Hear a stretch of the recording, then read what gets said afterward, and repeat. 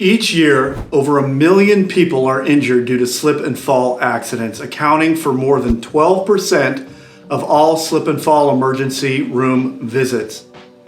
When you slip or you fall and you're injured, you're entitled to compensation. Each year, over 1 million people suffer from slip and fall accidents, causing life-altering injuries. Along with these injuries come medical bills, time away from work, time away from family, and often an extended recovery period. This is what happened to a client of mine, Cindy, when she was visiting a local restaurant and slipped on a puddle of water that was left behind. She suffered injuries to her ankle, knee, hip, shoulder, and wrist just because of one fall. And when you're injured in a trip and fall accident due to no fault of your own, it's critical to prove the negligence of the establishment that caused your accident. I'm Eric Strongin of Strongin LLP, and we help injured Southern Californians obtain compensation when they have a slip, trip, or fall accident. In Cindy's case, while visiting a local restaurant that she had visited many times before, a puddle of water was left behind with no warning signs. California law requires public places to maintain a safe environment for visitors.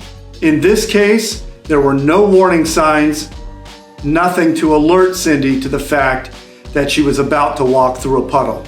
In Cindy's case, the restaurant was negligent in its maintenance of the area where she slipped. Under California law, it's true that accidents can happen, but a restaurant or an establishment has to act reasonably. In other words, there have to be regular inspections of areas where a condition could arise that can cause the type of injury that Cindy sustained when she fell without any warning whatsoever.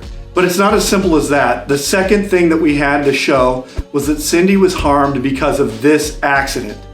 Immediately when we began the claim and the litigation process, the insurance company began subpoenaing her medical records, going back as much as 10 years, just to find some pre-existing condition or disability that they could blame on her current condition after the fall. And once we proved that, the third thing that we had to do was establish the full amount of damages that she was entitled to. Under California law, injured parties are entitled to receive the full amount of money that will reasonably and fairly compensate them for all damages caused by the wrongful conduct, even if the person injured was more susceptible to injury than a normally healthy person would have been, and even if a normally healthy person would not have suffered a similar injury. In law school, every student is taught about the eggshell plaintiff.